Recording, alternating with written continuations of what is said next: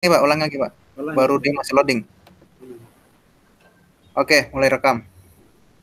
Assalamualaikum warahmatullahi wabarakatuh. Waalaikumsalam warahmatullahi Warahmatullahi wabarakatuh. wabarakatuh. Ya, salam sejahtera untuk kita semua. Alhamdulillah pada siang hari ini kita bisa bertemu dan bersilaturahim walaupun dalam posisi virtual atau melalui Zoom. Ya, pada hari ini insya Allah kita akan berdiskusi dan berdiskusi. Untuk memulai sesi ini saya minta tolong sebelumnya saya minta tolong Ibu Sri, bagaimana kabarnya? Baik-baik? Kabarnya baik-baik? Baik-baik Pak, baik. Nah, Ibu Fauzia, kabarnya baik-baik? Pak Salman baik? Alhamdulillah baik Pak. Alhamdulillah baik Pak. Semuanya baik. Nah, ya, untuk memulai aktivitas pada siang ini, saya minta salah satu dari Bapak dan Ibu memulai dengan membaca doa. Saya silakan siapa yang bersedia untuk membaca doa.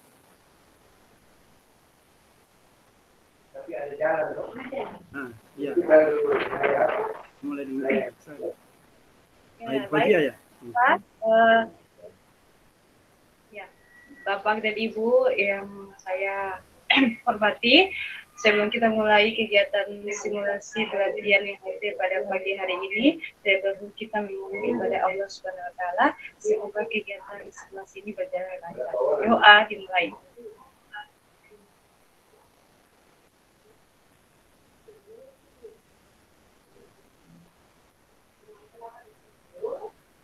Doa selesai. Terima kasih Fauzia. Nah, untuk yang terlalu tegang, mari kita awali kegiatan ini. Ya, minta salah satu dari teman-teman untuk bisa membawakan ice breaking. Ya, oh Ibu Sri, mari silakan Ibu Sri. Kita mulai kegiatan dengan ice breaking. Oke, untuk ice breaking kita, jadi minta tolong semuanya aktifkan kameranya. Jadi marilah kita melakukan ice breaking sebelum kita mulai materi yang ada di sini. Oke. Halo Pak Salman, minta tolong aktifkan kameranya. Oke semuanya. Oke, jadi caranya seperti ini. Begini. Pola penggerak. Yes. Semuanya siap? Oke, marilah kita lakukan sama-sama. Pola penggerak. Yes. Ulangi lagi. Penggerak. Yes. Nah, ulangi lagi, satu kali lagi. 1, 2, 3. Pola penggerak. Yes. Yes. Nah, terima kasih. Mari kita berikan aplaus sama-sama, insya Allah. Ya, insya Allah pada sesi kali ini kita mulainya. Namun sebelumnya saya mau coba untuk menampilkan presentasi. Izin dulu untuk menampilkan presentasinya.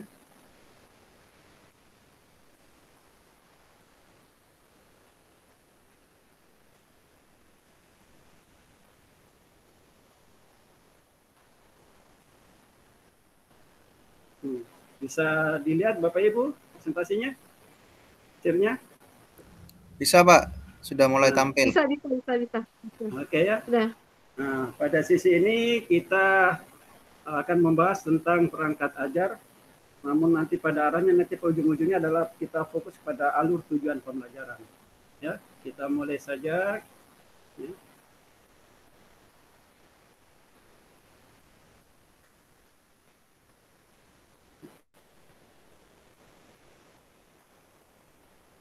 Nah, pada kegiatan hari ini memiliki tujuan pada sesi nanti insya Allah kita akan para peserta akan mampu yang satu. Yang pertama, insya Allah akan bisa menjelaskan konsep, komponen, prinsip, dan prosedur penyusunan alur tujuan pembelajaran. Yang kedua, menjelaskan konsep pembelajaran, prinsip, dan prosedur penyusunan modul ajar. Yang ketiga, akan mampu menjelaskan cara pemanfaatan dan cara penyediaan buku teks pelajaran. Nah, agenda belajarnya yang pertama, untuk bisa mencapai tujuan, berikut ini materi-materi yang akan kita pelajari bersama. Yang pertama tentang alur tujuan pembelajaran, kemudian modul ajar, dan yang ketiga tentang buku teks modular. Nah, tapi sekali lagi kita akan fokus pada alur tujuan pembelajaran nantinya. Nah, sebagai pengantar, masih ingat Bapak Ibu? Apakah masih ingat tentang profil pelajar Pancasila? Mari silakan. Masih. Masih, Pak. Nah, kita satu-satu. Ibu Fauzia dulu. Apa yang Ibu ketahui tentang profil pelajar Pancasila? Iya masih Pak. Baik Pak, terima kasih atas kesempatannya. Profil pelajar Pancasila yang saya masih ingat adalah berpikir kritis, kreatif, dan bergotong royong. Nah, mari kita kasih plus, luar biasa. Ibu Sri, bagaimana kalau Ibu Sri, menurut Ibu Sri tentang profil pelajar Pancasila? Oke, untuk profil pelajar Pancasila adalah yang pertama adalah berketuhanan yang Maha Esa, kemudian mandiri, berkebinekaan global, gotong royong, gotong royong. Ada lagi? Kreatif dan bernalar kritis. Luar biasa. Ada 6. Tapi Ibu, ya ada 6. Luar biasa Ibu. Ibu memang betul luar biasa. Kalau Pak Salman, bagaimana Pak Salman? Ya, bertakwa kepada Tuhan Yang Maha Esa, berakhlakul karimah. Yang kedua, bernalar kritis, ya, berkebinekaan global, kemudian kreatif, mandiri. Oke. Berarti alhamdulillah Bapak Ibu sudah memang tentang profil pelajar Pancasila yang memang kita gaungkan ini, dan kita nanti berusaha bagaimana kita bisa menyampaikan kepada peserta didik kita, itu yang kita memang mesti kita pegang. Ya, kita lanjut. Nah, sekali lagi tadi sudah dikatakan bahwa profil pelajar Pancasila itu yang pertama ini bisa dari sini juga bertakwa, intinya kata kuncinya adalah beriman, bertakwa, dan berakhlak mulia di sini. Kemudian mandiri, kemudian berpikir kritis, kemudian ini kreatif, bergotong royong, dan berbineka global. Jadi ini luar biasa. Ini kan dalam kaidah kita, dalam agama yang kita yakini bersama, bahwa ini adalah prinsipnya adalah hablum minallah dan hablum minan nas. Kita lanjut. Nah, sekali lagi pelajar Indonesia ini saat tadi sudah sebutkan tadi, Bapak Ibu sudah begitu luar biasanya menyebutkan profil Pancasila. Maka saya untuk yang ini kita lanjut saja. Nah, sekarang kita masuk ke alur tujuan pembelajaran. Sekali lagi agenda sesi pertama tentang konsep alur tujuan pembelajaran, kemudian konsep tujuan pembelajaran, kemudian prinsip penyusunan alur tujuan pembelajaran, dan prosedur penyusunan alur tujuan pembelajaran. Saat ini kita belajar tentang konsep alur tujuan pembelajaran. Sekali lagi, secara umum ada 2 langkah besar dalam penyusunan perangkat ajar untuk suatu mata pelajaran. Nah, ini ada capaian pembelajaran. Nah, capaian pembelajaran itu akan ditetapkan oleh pemerintah, disusun dalam fase-fase.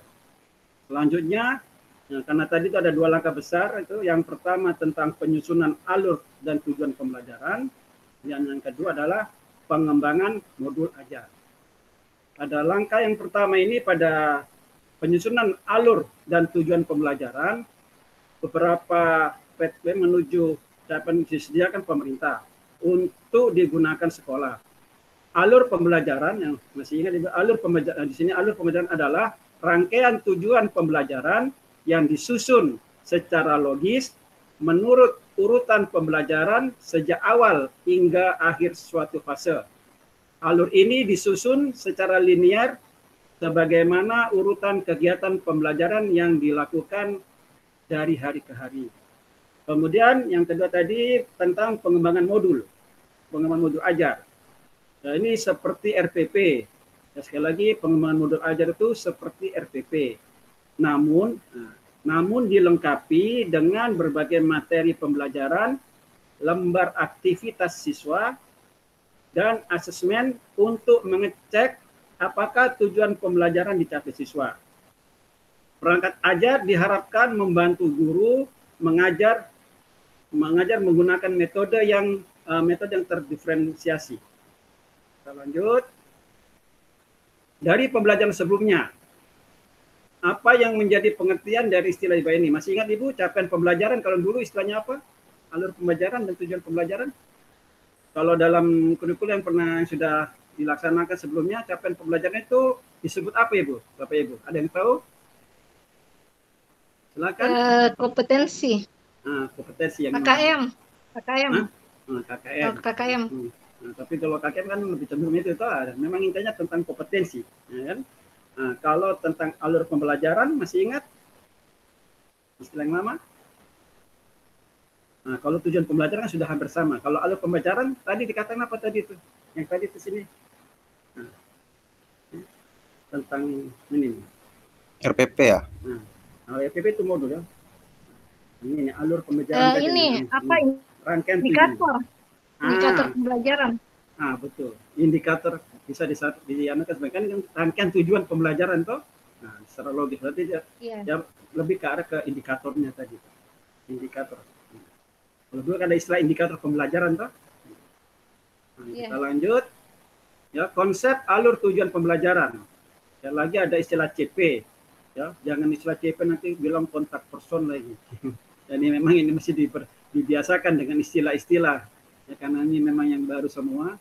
Jadi ada istilah capaian pembelajaran adalah kompetensi yang tadi dikatakan oleh Ibu Sia kalau tidak salah tadi atau Ibu Fauzia yang mengatakan capaian pembelajaran itu kompetensi. Fauzia tadi ya. Nah, kompetensi yang diharapkan dapat dicapai oleh siswa di akhir fase. Ya, fase capaian pembelajaran itu terdiri dari 6 fase ya, dari A sampai F. Ya. Atau tahapan yang meliputi seluruh jenjang pendidikan dasar sampai menengah. Fase-fase itu, fase A itu biasanya diarahkan di kelas 1 dan kelas 2. Fase B kelas 3, 4, fase C kelas 5, 6, fase D kelas 7, 9, fase E kelas 10, dan fase F kelas 11, 12. Sementara ada alur pembelajaran, AP, jadi ada CP, ada AP. Ya, alur pembelajaran adalah rangkaian tujuan pembelajaran yang tersusun secara sistematis dan logis di dalam fase secara utuh dan menurut urutan pembelajaran sejak awal hingga akhir suatu fase. Alur ini disusun secara linear sebagaimana urutan kegiatan pembelajaran yang dilakukan dari hari ke hari untuk mencapai capaian pembelajaran. Ini istilah capaian pembelajaran. Alur pembelajaran disusun untuk menjadi rangkaian tujuan pembelajaran sejak awal hingga akhir setiap fase dari suatu capaian pembelajaran. Alur ini menjadi panduan. Nah, sekali lagi, alur ini menjadi panduan guru dan siswa untuk mencapai capaian pembelajaran di akhir fase tersebut. Nah, tujuan pembelajaran disusun secara kronologis berdasarkan urutan pembelajaran dari waktu ke waktu. Ada catatan penting. Yang pertama, guru berhak untuk menyusun alur pembelajaran masing-masing yang terdiri dari rangkaian tujuan pembelajaran. Sementara pemerintah menyediakan beberapa set alur untuk digunakan sebagai contoh pengembangan kurikulum yang siap digunakan satuan pendidikan dan panduan untuk penyusunan perangkat ajar. Nah, ini konsepnya. Ya. Yang pertama, alur tujuan pembelajarannya ATP-nya itu dari kompetensi, kemudian konten, ini variasi. Jadi kemampuan yang dapat didemonstrasikan oleh siswa. Nah, jadi fokusnya ke siswa. Konten, konsep utama yang perlu dipahami di akhir satu unit pembelajaran. Variasi keterampilan berpikir yang perlu dikuasai oleh siswa untuk dapat mencapai tujuan pembelajaran. Nah, ini per fase kan. Nah, setiap fase ada tujuan pembelajarannya terus sampai. Sekali lagi, capaian pembelajaran, kompetensi yang diharapkan dapat dicapai oleh siswa di akhir fase A. Lanjut. Nah, contoh alur tujuan, contoh ATP. Nah, contoh alur tujuan pembelajaran untuk bahasa Indonesia fase E di kelas 10. Tadi fase E di kelas berapa, Ibu? Fase E? Masih ingat? Ulang lagi. Fase E tadi. Masih. Kelas kan? Kelas 10. Makasih, Pak. Fase E, kelas 10. Kelas 10, satu SMA. Nah, jadi situ juga. Nah, jadi sebutkan tadi nih fase E kelas 10. Nah, kalau dulu kan kita hanya mengenal kelas 1 sampai kelas 12. Nah, sekarang kita harus akrab dengan istilah baru tentang fase A sampai fase E. Ya, di sini tuh salah satu contoh dalam pelajaran bahasa Indonesia. Nah, coba salah satu baca ini, bisa dibaca toh supaya saya dengar dan Ibu bisa langsung membaca, jangan saya sini membaca. Sekarang untuk contoh bahasa Indonesia, capaian pembelajarnya atau CP-nya. Di sini disebutkan bagaimana, Ibu Fauzia atau Ibu Sri atau Pak Salman, silakan. Untuk capaian pembelajarannya ini, tolong dibaca ini. Silakan salah satu peserta. Belajar memahami. Terus. Halo? Dan ide perinci serta mengenali akurasi informasi dalam peran lisan menjelaskannya kembali, mengenalinya dan menyampaikan pendapatnya menggunakan pengetahuan yang diperolehnya dari referensi yang dapat dipertanggungjawabkan. Pelajar juga membaca dengan fasih dan memahami kata baru dan konteks yang spesifik serta mengenali akurasi informasi dalam bacaan. Pelajar menuliskan tanggapannya terhadap bacaan menggunakan pengetahuan yang didapatkannya dari bacaan lain. Pelajar juga menulis secara sederhana terkait topik yang dikenali menggunakan rujukan yang dapat dipertanggungjawabkan dan metodologi sederhana. Oke. Nah, coba perhatikan Bapak Ibu, kata kunci di sini. Ini contoh ya. Sekali lagi kalau contoh itu kan nanti yang lebih paham betul adalah masing-masing guru mata pelajaran. Nah, tapi kata kunci di capaian pembelajaran ini yang tadi dikatakan sebagai kompetensi, memang fokusnya adalah kepada pelajar atau peserta didik atau siswa. Ya. Di bahasa ini jelas sekali. Ya. Guru kelihatannya tidak nampak seperti guru menjelaskan atau bagaimana, tapi kata kuncinya adalah siswa memahami, jadi fokusnya pada siswa. Nah, tinggal bagaimana kita nanti sebagai guru bisa memfasilitasi agar siswa tersebut bisa memperoleh capaian pelajaran ini. Ya. Sekali lagi memang betul-betul artinya itu dalam program sekolah penggerak ini yang kita fokuskan adalah fokus kepada peserta didik. Ada yang bisa tahu alasannya mengapa kita harus fokus dalam peserta didik sampai pada tingkat capaian pembelajaran pun tingkat juga fokus kepada peserta didik. Ada yang bisa jawab? Mengapa kita fokus pada peserta didik? Ada yang bisa jawab, Bapak Ibu? Halo? Halo, Pak. Nah, ada yang bisa jawab mengapa kita fokus kepada peserta didik, bukan fokus pada kita sebagai guru? Saya, Pak. Ada yang bisa jawab? Oke, terima kasih. Oh ya, silakan Ibu Sri dulu. Ibu Sri dulu. Nah, silakan Ibu Sri, nanti baru Pak Salman. Terima kasih atas kesempatannya. Menurut saya kenapa harus peserta didik, karena alur pembelajaran sekolah penggerak ini berpusat pada peserta didik. Jadi salah satu tujuannya adalah berpusat pada peserta didik, sehingga capaian pembelajaran itu terdiri dari fase dan semua fase itu adalah berpusatnya pada peserta didik. Jadi harus jadi peserta didik sebagai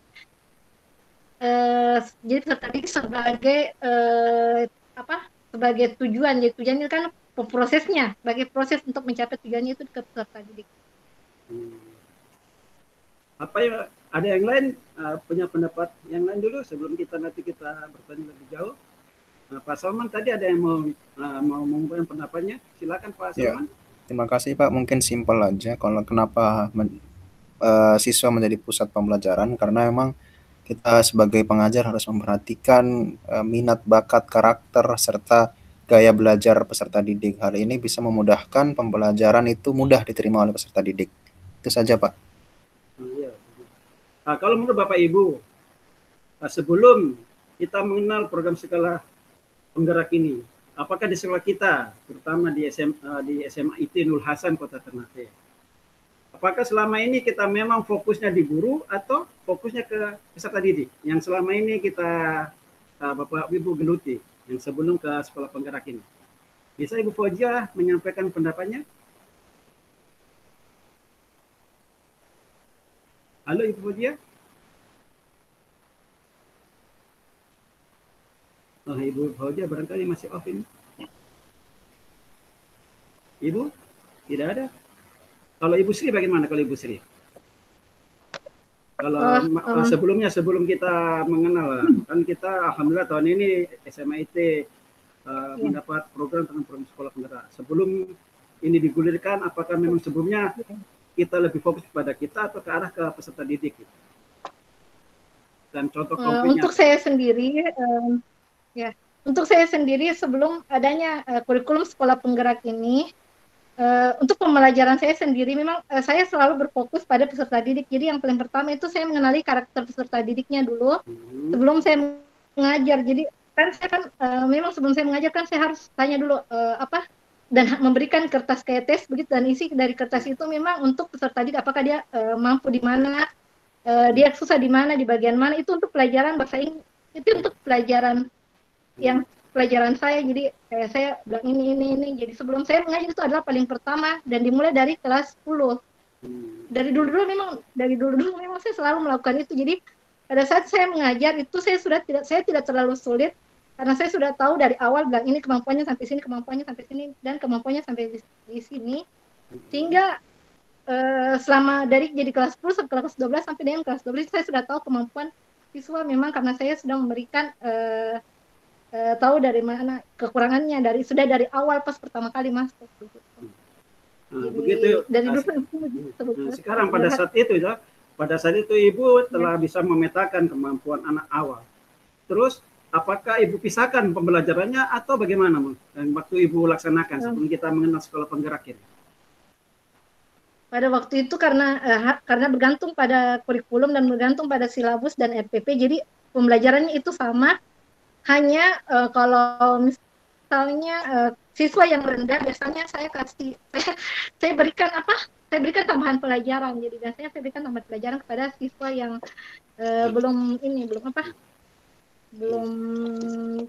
belum lancar biasanya pada mata pelajaran yang saya ajarkan.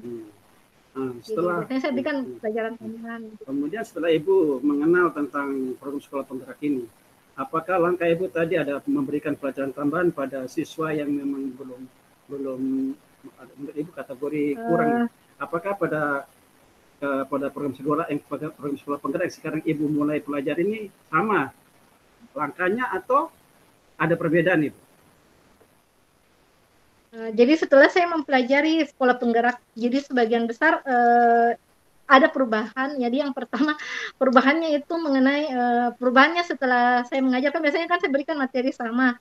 Dan pada saat mengenal sekolah penggerak itu materinya agak sedikit berbeda. Jadi memang maksudnya untuk yang siswa yang kemampuannya kurang itu diberikan materi tambahan itu sama, tapi pada saat menerima materinya itu berbeda. Jadi untuk sekolah penggerak ini yang saya tahu itu karena kan mereka memakai fase dan dibedakan menjadi 3 kelompok. Kalau tidak salah 3 kelompok, jadi ada yang kurang, ada yang baik, ada yang kurang. Jadi ada yang baik, ada yang kurang, ada yang cukup. Jadi bagi 3 kelompok. Jadi mungkin seperti itu. Pada saat saya mengenal kurikulum sekolah penggerak. Tapi itu tidak menjustis toh Ibu kan? Tidak menjustis. Hanya sebagai gambaran dari Ibu saja, tidak perlu Ibu menyampaikan kepada saya, kamu ini lamban, kamu ini, kan tidak perlu toh atau bagaimana? Tidak sih, hanya takutnya saya kan kita kan belum pernah mengadakan tentang kurikulum sekarang. Takutnya nanti kalau saya sudah diadakan sekolah penggerak ini, pada saat siswa tahu bilang dia kemampuannya kurang, karena dia ada di grup yang satu kemampuan yang kurang, itu nanti tidak tahu yang akan datang. Kita tidak tahu. Nanti insya Allah Ibu ya. Mohon izin Pak. Silakan Pak, bagaimana? waktu kita sudah melebihi batas, Pak. Oh, begitu ya. Minta maaf ini kalau Tom sudah bicara seperti ini sudah, Pak. Siap. Sekarang ke arah tujuan pembelajaran. Nah, pelajar menemukan ide pokok dan ide perinci serta menjelaskan kembali isi informasi dan kata-kata sendiri setelah menyimak diskusi paparan lisan orang lain terkait dengan topik yang akan. Ya, sekali lagi tujuan pembelajaran berikutnya itu. Jadi memang sekali lagi dari capaian pembelajaran dan beberapa butir tujuan pembelajaran, memang kelihatannya memang bisa diarahkan tadi setelah kita tadi ada dari Bu Sri yang menyebutkan memang fokusnya pada peserta didik sehingga intinya nanti bagaimana peserta didik itu bisa merdeka belajar, bisa tetapi sekali lagi pada saat kita melakukan penjajakan awal ya, pada asesmen awal itu jangan sampai data itu sampai cukup kita sebagai guru untuk memetakan, tapi tidak perlu menampakkan sehingga bagaimana caranya strategi kita untuk lebih sama-sama belajar pada arah pada sekolah penggerak dengan alur tujuan pembelajaran yang seperti tadi catatan pembelajaran tujuan dan seterusnya. Ya, alhamdulillah sampai jumpa di materi selanjutnya. Kira-kira ada yang perlu ditanyakan? Kalau saya bisa jawab akan saya jawab. Kalau tidak nanti insya Allah akan kita jadikan bahan diskusi pada pertemuan selanjutnya. Silakan Bapak Ibu.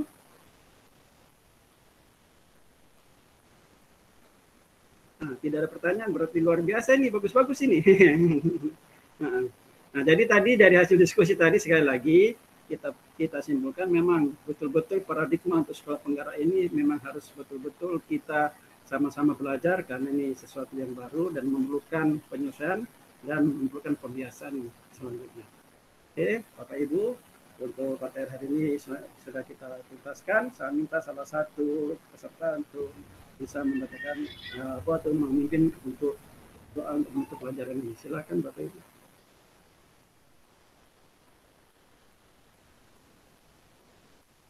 Halo, pimpin salah satu pimpin doa penutup.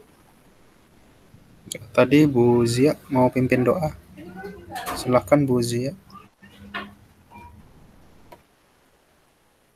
Pak Salman sudah pimpin doa. Mungkin Bu Zia tidak on ya. Mungkin saya ambil alih deh. Baik Bapak Ibu sekalian, untuk berkahnya materi pembelajaran kita yang sudah disampaikan oleh instruktur kita, mari kita sama-sama membaca doa penutup. Berdoa mulai.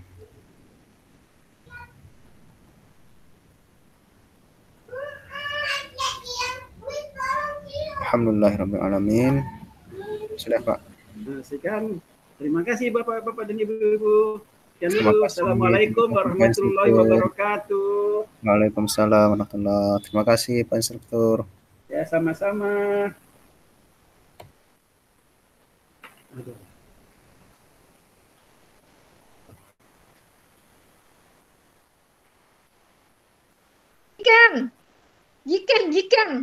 Jika